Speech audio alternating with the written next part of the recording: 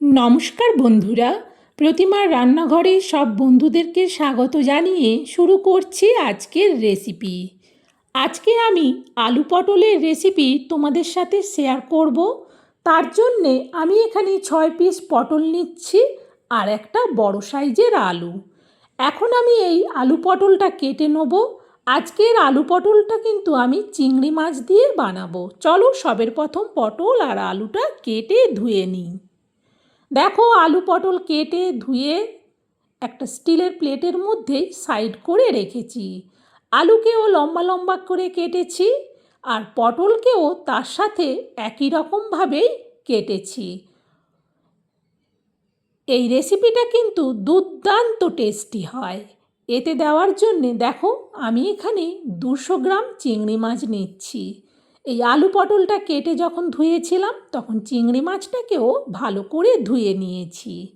আলু পটল কেটে ধোয়া হয়ে গেছে, চিংড়ি মাছটাও ধুয়ে রেডি।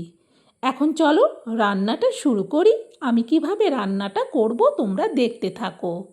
সবের প্রথম গ্যাস জ্বেলে কড়া বসিয়ে দিয়ে কড়াতে দিয়ে দিলাম সরিষার তেল।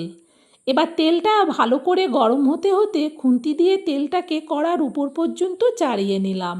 এখন দিয়ে দিচ্ছি আলুগুলো। আলুগুলো দেওয়ার পর খুন্তি দিয়ে এবার আলুগুলোকে উল্টে পাল্টে নাড়াতে থাকবো। আর এইভাবে অনবরত নাড়ালে আলুগুলোর সব দিক কিন্তু তাহলে ভালো করে ভাজা হবে। আলুতে দিয়ে দিচ্ছি অল্প হলুদ। হলুদ দিয়ে আলুগুলো নাড়ালে আলুটা যখন ভাজা হবে বেশ সুন্দর কালার আসে। আগের থেকে আলুতে হলুদ মাখিয়ে দিলে তখন কিন্তু আলু কালো হয়ে যায়। দেখো আলুগুলো এদিক ওদিক নাড়াতে নাড়াতে সুন্দরভাবে আলুগুলো ভাজা হয়ে গেছে। এখন দিয়ে দিচ্ছি এতে পটলগুলো। সব পটলগুলো একেবারেই আলুর সাথে দিলাম। এবার ভালো করে খুন্তি দিয়ে আলুর সাথে মিশিয়ে পটলটাকেও ভেজে নেব। গ্যাসটাকে এখন মিডিয়ামে করে দিয়েছি। মিডিয়ামে করে প্রায় 2 মিনিটের মতো আমি পটলগুলো দেওয়ার পর আলুর সাথে কিন্তু ভাজলাম। সুন্দরভাবে আলু আর পটল দুটোই কিন্তু ভাজা হয়ে গেছে। তোমরা দেখেও নিশ্চয়ই বুঝতে পারছো। আর বেশি আলু আর পটলটাকে ভাজবো না। এবার আমি আলু পটলটাকে একটা জায়গার মধ্যে তুলে নিচ্ছি। আলু পটল তোলার পর এতে যা তেল আছে এই তেলেই দিয়ে দিচ্ছি আমি অর্ধেকটা পেঁয়াজের পেস্ট। এবার পেঁয়াজ পেস্টটাকেও তেলের সাথে মিশিয়ে 1 মিনিটের মতো ভালো করে ভাজবো, যতক্ষণ না পেঁয়াজ থেকে সুন্দর ভাজা গন্ধ বেরোচ্ছে। পেঁয়াজ থেকে সুন্দর ভাজা গন্ধ বেরোচ্ছে, দিয়ে দিচ্ছি 1 চামচ গ্রেট করা আদা। চা চামচের মাপে 1 চামচ আদা হলেই কিন্তু আমার হয়ে যাবে। আদা দেওয়ার পর আরও হাফ মিনিটের মতো ভেজে নিলাম। এখন বেশ সুন্দর পেঁয়াজ আর আদা থেকে একটা গন্ধ বেরোচ্ছে। এরকম যখন সুন্দর গন্ধ বেরোবে তখন এতে দিয়ে দেবো পরিমাণ মতো লবণ আর দেব অল্প একটুখানি চিনি। লবণ চিনি দেওয়ার পর আবারও পেঁয়াজ আর আদাটার সঙ্গে লবণ চিনিটাকে মিশিয়ে আরও 1 মিনিটের মতো ভেজে নিলাম।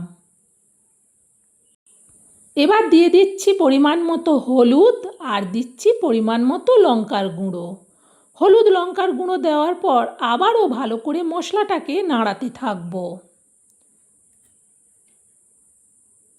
এখন এতে দিয়ে দিচ্ছি টমেটো পেস্ট। একটা বড় সাইজের গোটা টমেটোর হাফ পেস্ট দিলাম। টমেটো পেস্টটা দেওয়ার পর ভালো করে এবার মশলার সাথে মিশিয়ে ভেজে নেব সব কিছুকে। সুন্দরভাবে টমেটোর জলটা শুকিয়ে গেছে, দিয়ে দিচ্ছি এবার চিংড়ি মাছগুলো। চিংড়ি মাছগুলো সব দেওয়ার পর খুন্তি দিয়ে ভালো করে এবার মশলাটাকেও আরও একটু ভাজবো, তার সাথে চিংড়ি মাছটাকেও ভেজে নেব। আলাদা করে চিংড়ি মাছ ভাজার কোনো দরকার নেই, এইভাবে ভেজে নিলেই হয়ে যাবে।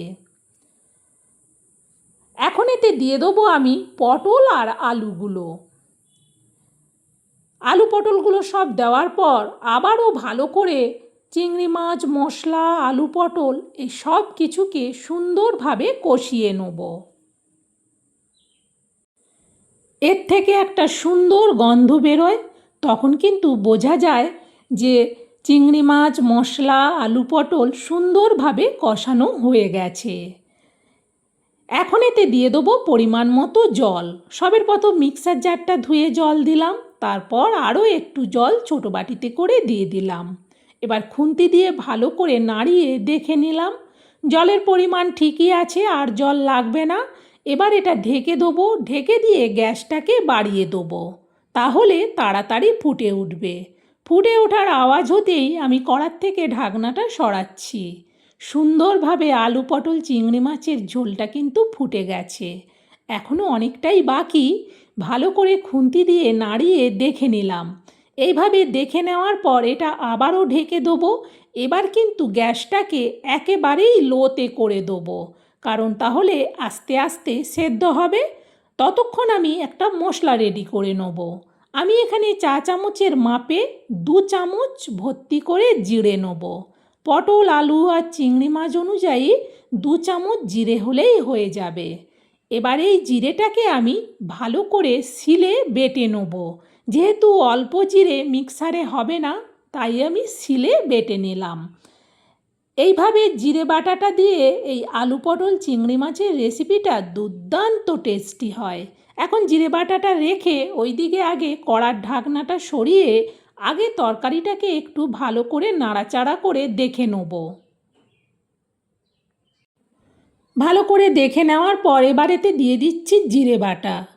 জিরে বাটাটা দেওয়ার পর খুন্তি দিয়ে ভালো করে জিরে বাটাটাকে ঝোলের মধ্যে মিশিয়ে নিলাম। এরপর আমি এতে দিয়ে দেবো 4 পিস কাঁচা লঙ্কা। এই 4 পিস কাঁচা লঙ্কা কিন্তু মাঝখান থেকে কাটিনি, গোটাই আছে। আবারও এটা ঢেকে দিচ্ছি, গ্যাসটা কিন্তু কমানোই থাকবে। প্রায় মিনিট 3 বাদে আমি কড়ার থেকে ঢাকনাটা সরাচ্ছি। যখনই ঢাকনাটা খুললাম, কি ভীষণ সুন্দর সেন্ট।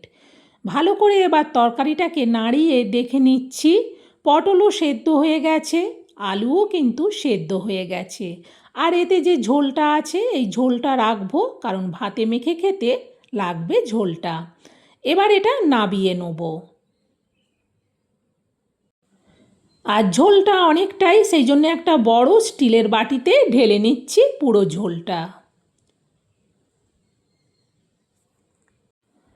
সত্যি বলছি বন্ধুরা, এইভাবে আলু পটলের তরকারি চিংড়ি মাছ দিয়ে রান্না করলে এতটা টেস্টি হয় যে না বানিয়ে খেলে বিশ্বাসই হবে না।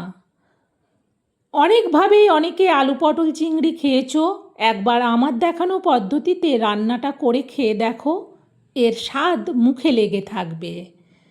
বন্ধুরা, আমার এই রেসিপিটা তোমাদের কেমন লাগলো সেটা কমেন্টে জানিও। ভালো লাগলে একটা লাইক দিয়ে আরও রেসিপি শেয়ার করার উৎসাহ বাড়িয়ে দিও। আর তোমরাও এটা শেয়ার করে দিও, যাতে আমার দেখানো পদ্ধতিতে এই আলু পটলের তরকারি চিংড়ি মাছ দিয়ে সবাই বাড়িতে রান্না করে খেয়ে দেখতে পারে। আজকের মতো রেসিপি শেষ, আবার পরের রেসিপিতে দেখা হবে। সবাই ভালো থেকো, সুস্থ থেকো।